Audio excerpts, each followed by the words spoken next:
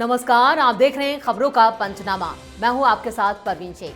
हम लेकर आए हैं देश और दुनिया की 5 बड़ी खबरें, जिस पर चर्चा के लिए हमारे साथ स्टूडियो में मौजूद हैं कैपिटल टीवी के editor in chief doctor Manish Kumar. Sir, आपका स्वागत है। धन्यवाद। सबसे पहले एक नजर आज की टॉप हेडलाइंस पर। डीजीपी आईजी कॉन्फ्रेंस के दूसरे दिन पीएम मोदी और अमित शाह ने संभाली कमान। नक्सलवाद, आतंकवाद समेत कई मुद्दों पर हुई चर्चा। कर्नाटक में सत्ता का संघर्ष बरकरार। सिद्धारमैया और डीके शिवकुमार की ब्रेकफास्ट टेबल पर मुलाकात। सीएम सिद्धारमैया ने बदली अपनी रणनीति। नेशनल हेराल्ड केस में ईडी की चार्जशीट पर संज्ञान लेने का आदेश टला। 16 दिसंबर को आएगा फैसला। मनी लॉन्ड्रिंग केस में फंसे सोनिया और राहुल। जमीयत उलेमाए हिंद के अध्यक्ष मौलाना महमूद मदनी का विवादित बयान। बोले, जिहाद हमेशा पवित्र था और रहेगा। जहां जुल्म होगा वहां जिहाद होगा। पाकिस्तान में इमरान खान को लेकर सस्पेंस बरकरार। पीटीआई समर्थकों ने जेल को घेरने का किया ऐलान। शहबाज शरीफ और मुनीर की सीक्रेट मीटिंग। खबरों में सबसे पहले बात पीएम मोदी की। नवा रायपुर में 28 से 30 नवंबर तक चलने वाले 60वें Akhil Bharatiya DGP IG conference के दूसरे दिन की बैठक में पीएम मोदी और अमित शाह ने कमान संभाली। एनएसए, अजीत डोभाल सहित देश भर की पुलिस और सुरक्षा एजेंसियों के शीर्ष अधिकारी भी मौजूद रहे। आज कुल 4 सत्र हुए, जिनमें विभिन्न राज्यों के डीजीपी अपनी अपनी प्रेजेंटेशन देते नजर आए। बैठक का मुख्य फोकस राष्ट्रीय सुरक्षा, उभरती चुनौतियां समीक्षा में रहा। पीएम मोदी आज सुबह 8:15 बजे आईआईएम पहुंचे और रात 8 बजे तक 12 घंटे तक सुरक्षा, आतंकवाद, नक्सलवाद और साइबर सुरक्षा जैसे विषयों पर गहन चर्चा जारी रहेगी। डॉक्टर साहब, पीएम मोदी और अमित शाह जिस अहम बैठक का हिस्सा आज रहे, वो बैठक किन मायनों में कितनी खास? देखिए, सबसे बड़ी चीज इस सरकार ने की, जिसके बारे में चर्चा बिल्कुल कम है और क्रेडिट भी नहीं दिया जा रहा, कि हिंदुस्तान में ये जो लेफ्ट टेररिज्म था, ये माओवादियों का, ये जो आतंकवादी हैं, वामपंथी आतंक, इसका सफाया जिस हिसाब से किया और बिना कोई शोरगुल के, बिना किसी कंट्रोवर्सी के, एक एक राज्यों से किस तरीके से नेस्तो नाबूद किया गया, ये काम भारत में बहुत पहले होना था। अर्ली 70s के अंदर जब से ये जहर हिंदुस्तान में आया, तब से लगातार ये बढ़ता ही चला गया। यूपीए सरकार के दौरान करीब 250 ऐसे जिले थे इस देश के अंदर, जिसमें इन नक्सलियों का, माओवादियों का, इन टेररिस्टों का बोलबाला था। लेकिन पिछले 10-11 सालों में अमित शाह और प्रधानमंत्री मोदी की जोड़ी ने इस जहर को पूरी तरीके से खत्म कर दिया है। अब कुछ छुटपुट बचे हुए हैं तो वो है, लेकिन जो आज बैठक हो रही है, ये न सिर्फ नक्सलवाद को लेकर के है। अब जैसे दिल्ली में धमाके हुए, जिस तरीके से डॉक्टरों का एक पूरा नेटवर्क इसमें पकड़ा जा रहा है, तो आप समझिए कि इंटरनल सिक्योरिटी कितनी ज़्यादा सेंसिटिव जो है एक मुद्दा बन करके हमारे सामने आया है, कितनी बड़ी चुनौती बन करके आया है। और मुझे यकीन है कि जिस हिसाब से ये सरकार बिना वोट बैंक पॉलिटिक्स को नज़र में रखते हुए इस प्रॉब्लम को हेड ऑन ले रही है, उसका निपटारा कर रही है, उसी में ये आज एक बड़ा एक कदम माना जा रहा है, क्योंकि इस मीटिंग से आगे की लड़ाई की पूरी रूपरेखा तैयार होने वाली है। जी, और खबरों में अब बात कर्नाटक के नाटक की। कर्नाटक के मुख्यमंत्री की कुर्सी को लेकर चल रही खींचतान के बीच आज कांग्रेस हाईकमान का दबाव भी देखने को मिला। आज सीएम सिद्धारमैया और डिप्टी सीएम डीके शिवकुमार ने साथ में ब्रेकफास्ट किया और 1 घंटे बाद दोनों नेताओं ने प्रेस कॉन्फ्रेंस की। सिद्धारमैया ने कहा, हमारे बीच कोई मतभेद नहीं और ना ही भविष्य में होगा, हम साथ में मिलकर काम करें। वहीं डीके शिवकुमार ने कहा, हाईकमान जो भी कहेगा हम उसका पालन करेंगे और कोई ग्रुप नहीं है, मैं मुख्यमंत्री के साथ हूं, कर्नाटक के विकास को प्राथमिकता देंगे। दोनों नेताओं की मुलाकात हाईकमान के आदेश के बाद हुई। अब इस मुलाकात को लेकर भी सियासी चर्चाएं तेज हो गई हैं। डॉक्टर साहब, क्या कर्नाटक का सियासी जो संकट चल रहा था वो अब सुलझ चुका है? देखिए, और ये गहरा गया है। गहरा इसलिए गया है क्योंकि जिस हिसाब से इन लोगों को जबरदस्ती बिठाया गया और दिल्ली से ये आदेश दिया गया कि आप प्रेस में जाकर के ये बातें कहेंगे, तो ये तो कोई बच्चों का स्कूल थोड़ी चल रहा है, यहाँ पॉलिटिक्स है। एक मुख्यमंत्री है, दूसरा बनना चाहता है, एक कुर्सी पे कब्जा करना चाहता है, दूसरा कुर्सी नहीं छोड़ना चाहता, और वो अचानक से आकर के कह रहे हैं कि हम लोगों के बीच कोई मतभेद न था, न है, न भविष्य में रहेगा। तो 2 दिन पहले क्या कर रहे थे? इसका मतलब ये है कि आप लोगों के ऊपर अब जब भी इस तरह से आप एक्ट करते हैं किसी दबाव के तहत, इसका मतलब ये है कि स्थिति विस्फोटक होने वाली है। इसका मतलब है कि दोनों ही अपने स्टैंड के ऊपर अड़ गए हैं। तीसरी कहानी एक और आ गई है। अब वो ये आ गई है कि 2 की लड़ाई में अब तीसरे लोग जो है इसका फायदा उठाने की कोशिश कर रहे हैं। वहाँ का गृह मंत्री है जी परमेश्वर, वो कह रहे हैं हम भी मुख्यमंत्री बन सकते हैं, हम क्यों नहीं बन सकते। तो कहने का मतलब ये है कि अभी आपने सिर्फ पॉज बटन इसलिए दबाया है कि आपके सामने अभी वोट चोरी का मुद्दा उठाना है पार्लियामेंट के अंदर, और उससे पहले कांग्रेस पार्टी की सरकार टूट फूट जाती है, वहाँ बवाल चलता रहेगा तो कांग्रेस पार्टी की किरकिरी होगी। मुद्दा जो राहुल गांधी लोकसभा के सेशन के दौरान उठाने चाह रहे हैं वो दब जाएगा। इसलिए इनको कहा गया है कि अभी सब काम होने दो, ये फैसला थोड़ा टाल रहे हैं, लेकिन ये टालने वाला मुद्दा नहीं है। ये मसला डीके शिव कुमार ने ऐसा फंसाया है कि ऐसा लग रहा है कि आइदर वहाँ पे सरकार जाएगी या फिर वहाँ पे पार्टी टूटेगी। जी, और खबरों में अब बात अगली खबर की। नेशनल हेराल्ड केस में दिल्ली की राउज एवेन्यू कोर्ट का फैसला तीसरी बार टल गया। कोर्ट को यह तय करना है कि मनी लॉन्ड्रिंग केस में ईडी की चार्जशीट पर संज्ञान ले या नहीं। चार्जशीट में prevention of money laundering act के तहत सोनिया गांधी, राहुल गांधी, सेम पित्रोदा, सुमन दुबे और दूसरे कई सीनियर कांग्रेसी नेताओं के नाम हैं। इन नेताओं पर एसोसिएट जर्नल्स लिमिटेड से जुड़ी फाइनेंशियल गड़बड़ियों का आरोप है। ये कंपनी ही असल में नेशनल हेराल्ड अखबार की जो पब्लिश है वही करती थी। कोर्ट ने 14 जुलाई को बहस पूरी होने के बाद 29 जुलाई तक के लिए फैसला सुरक्षित रख लिया था, जिसके बाद 8 अगस्त और 29 नवंबर को फैसला टला। अब कोर्ट 16 दिसंबर को फैसला सुनाएगी। इस बीच राहुल गांधी का एक वीडियो भी सामने आया है जिसमें वो चुनाव आयोग को धमकी देते नजर आ रहे हैं। डॉक्टर साहब, नेशनल हेराल्ड का केस, अंदरूनी समस्याएं, चौतरफा घिरी है कांग्रेस, लेकिन इस बीच जो वीडियो राहुल गांधी का आया है उसको लेकर खूब चर्चा हो रही है। देखिए, राहुल गांधी धमकी दे रहे हैं इलेक्शन कमीशन को, क्या फर्क पड़ता है?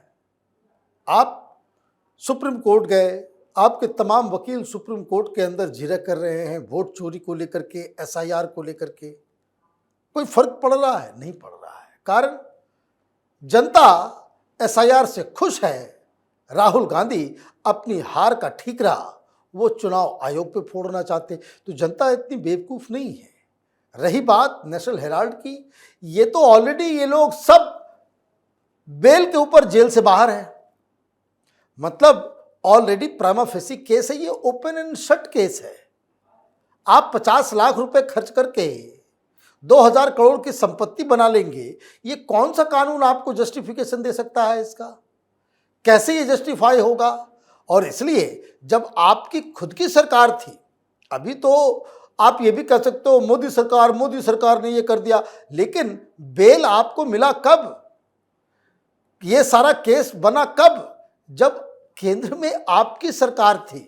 नेशनल हेराल्ड केस 2011-12 से चल रहा है और इसलिए ये एक ओपन एंड शट केस है। इसमें गांधी परिवार का फंसना बिल्कुल मुमकिन है। जी, सही कहा आपने। और खबरों में अब बात मदनी के विवादित बयान की। जमीयत उलेमाए हिंद के प्रमुख मौलाना महमूद मदनी ने देश की अदालतों और सुप्रीम कोर्ट पर सवाल उठाए हैं। भोपाल में अपने संगठन के कार्यक्रम में मौलाना मदनी ने कहा कि हाल के फैसलों के बाद आम धारणा बन रही है कि अदालतें सरकार के दबाव में काम कर रही हैं। उन्होंने ये भी कहा कि सुप्रीम कोर्ट तभी सुप्रीम कहलाने का हकदार है जब वो जनता के हक और कानून के अनुसार निष्पक्ष फैसला करे। यह बयान भारतीय न्यायपालिका की स्वतंत्रता और निष्पक्षता पर बड़ा हमला माना जा रहा है। मौलाना महमूद मदनी ने जिहाद को लेकर भी बयान दिया। उन्होंने कहा कि जिहाद हमेशा पवित्र था और रहेगा। जहां जुल्म होगा वहां जिहाद होगा। क्या डॉक्टर साहब मौलाना मदनी जो हैं वो फिर आम मुसलमानों को भड़का रहे हैं? देखिए, मदनी को तो जेल के अंदर डाल देना चाहिए। सुप्रीम कोर्ट को संज्ञान लेना चाहिए। उनके ऊपर कंटेम्प्ट का केस चलना चाहिए। कोई आए दिन कहीं पे खड़ा हो गया, 10 आदमी खड़े हैं, आप सुप्रीम कोर्ट को, सुप्रीम नहीं है सुप्रीम कोर्ट तो कौन है? ये तुम्हारे इस्लामी अदालत सुप्रीम है, तुम्हारा फतवा सुप्रीम है। वाहियात बातें करने की आदत हो गई लोगों को। निष्पक्ष फैसला आपके फेवर में नहीं है तो निष्पक्ष नहीं हुआ। भाई कितने सारे केसेस हैं भाई। अभी ताजा एसआईआर ही चल रहा है, जो एसआईआर में क्या सारे फैसले इलेक्शन कमीशन के फेवर में हो रहा है, सरकार के फैसले हो रहा है। आपको मौका दिया जा रहा है, सुना जा रहा है, सब कुछ किया जा रहा है और आप उल्टी बातें करेंगे और भड़काने के लिए आप जिहाद को जस्टिफिकेशन दे रहे हैं। भाई मतलब बता दिया होता ना। ये देवबंद के मदरसे में क्या जिहाद में पढ़ाया जाता है? तुम्हारे सिलेबस में क्या पढ़ाया जाता है ये बता दो। कि जिहाद को बदनाम किया जा रहा है ये, अरे भाई सही जिहाद का मतलब बता दो ना। और जिहाद के ना भाई अभी तक तुमने कंडेम किया इन डॉक्टरों को जो धमाके कर रहे हैं। आतंकवादी पकड़े जाते हैं तो उसका कोर्ट में वकीलों को मुहैया कराने का काम यह जमीयत उलमा हिंद करती है। आप आतंकवादी की हिमायती करोगे।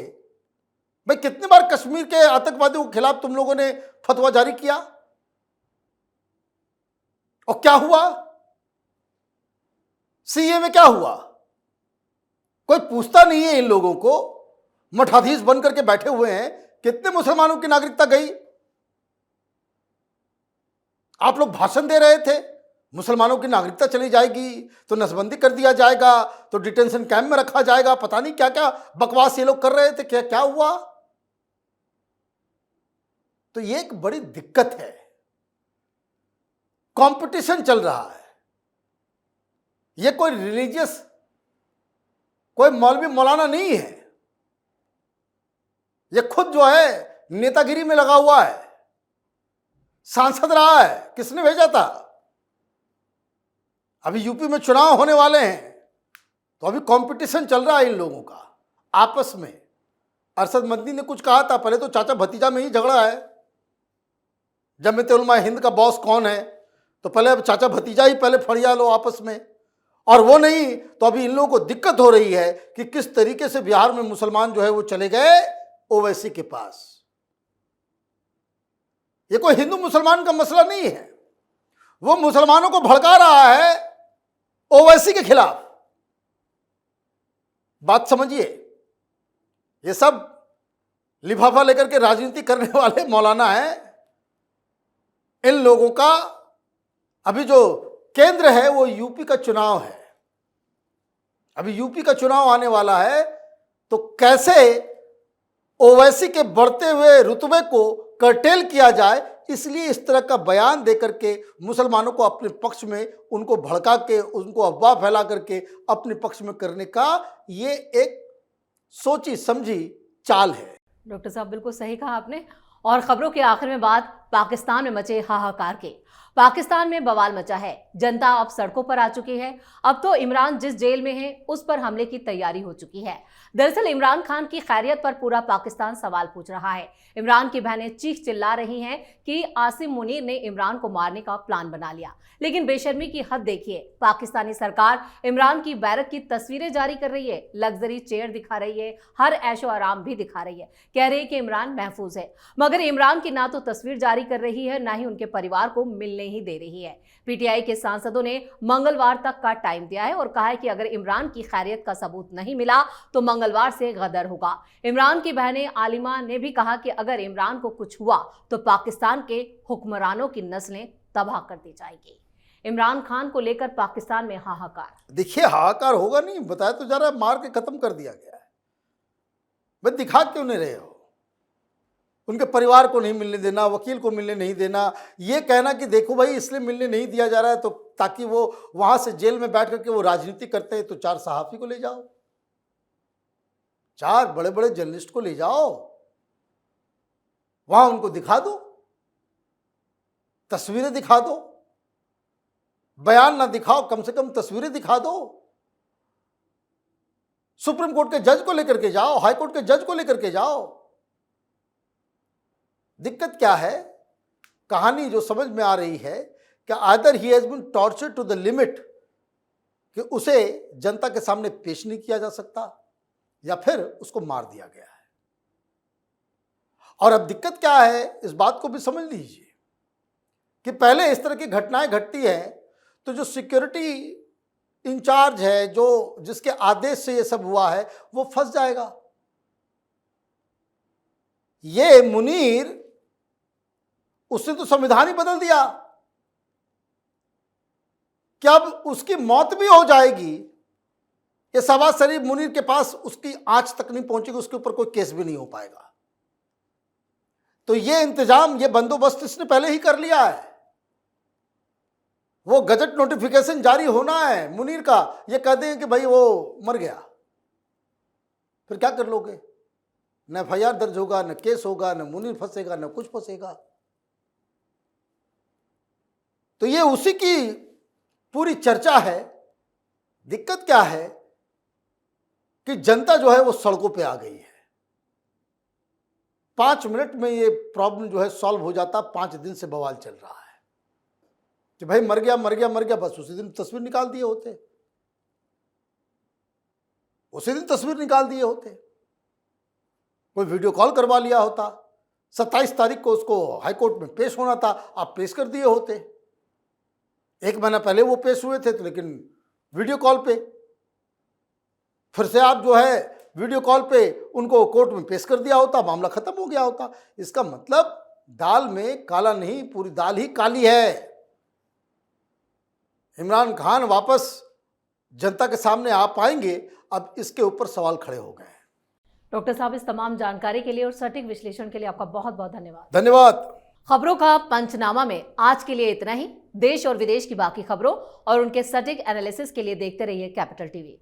वीडियो को लाइक करें, शेयर करें और कैपिटल टीवी को सब्सक्राइब जरूर करें। धन्यवाद।